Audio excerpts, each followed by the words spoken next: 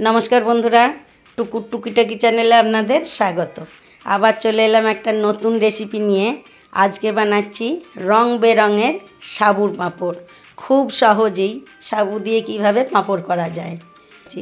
ताहले लागबे आसल साबु और एटा किन्तु आमार मोटा दाना, ओई जन्य भालो करे धुए नेब। जेहेतु एटा केना साबु अनेक पाउडार थाके, ओई जन्य भालो करे चटकी चटकी धुए आमी सारा रात भिजिए राखबो। और छोटो दाना साबुटा होले बेशिक्षण किन्तु भिजुते हय ना, घंटा दुक भिजुलेई भिजे जाए और ताड़ाताड़ी सिद्धও হয়ে যায়।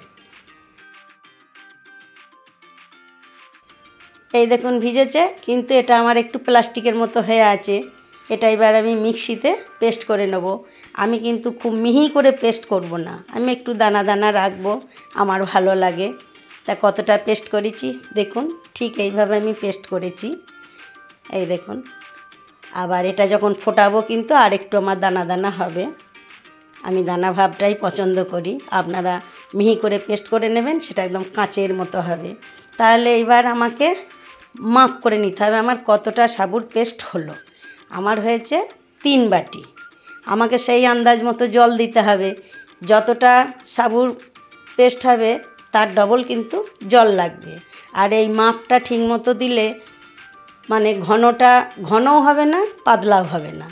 তাহলে গ্যাস জ্বালিয়ে দিয়ে এইবার আমি ঘাঁটতে থাকবো। আর না ঘাঁটলে আবার তলায় ডলা বেঁধে যাবে। এটা কিন্তু বেশিক্ষণ লাগবে না, ফুটবে তো হয়ে যাবে ফোটার অপেক্ষায়। এই দেখুন দানা দানাও হয়েছে, ঠান্ডা হয়ে গেলে আরও বসে যাবে। এইবার আমি কি করব, এইবার দিতে হবে নুন। নুনটাও মাথায় রাখতে হবে, এটা পাঁপড় যেহেতু খুব কমে যাবে শুকিয়ে গেলে। আর নুন সেই আন্দাজ মতো খুব অল্প করে দিতে হবে। আর দিচ্ছি 1 চামচ জোয়ান। জোয়ানটা দিলেও খেতে ভালো লাগে। আমি একটু হাতে করে চটকে নিচ্ছি, গন্ধটা খুব সহজে বেরিয়ে যাবে। আবার সিদ্ধ হলেও গন্ধ বেরোবে। আরও দেব কালো জিরে। কালো জিরেও অবশ্যই দেবেন, দেখতেও ভালো লাগবে, খেতেও ভালো লাগবে। আর দেব চিলি ফ্লেক্স। আমি এটা ঘরে করে নিয়েছি। আবার গোলমরিচের গুঁড়োও দিতে পারেন, ঝালটা আন্দাজ মতো যা দেবেন। তবে আমি এটা গ্যাস নিভিয়ে দিয়েছি।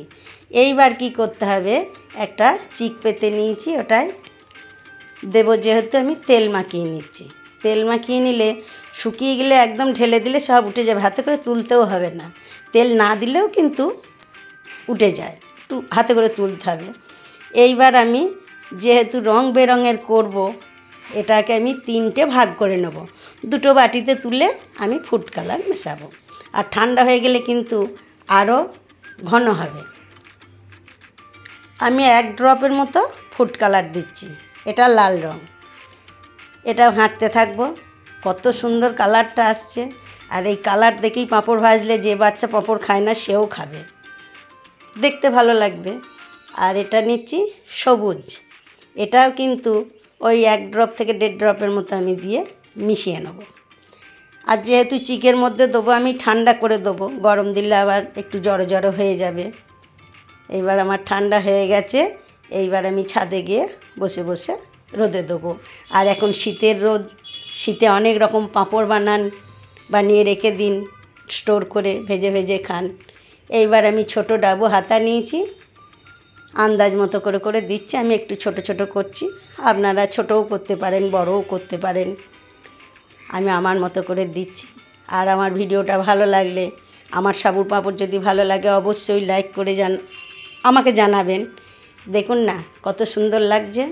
এটা অর্ধেক রোদে, আর একটা রোদ হলো তো আমার একদম পুরো কিন্তু শুকিয়ে গেছে, নিজে থেকেই উঠে আসছে, ঢেলে নিলেই হয়ে যাবে।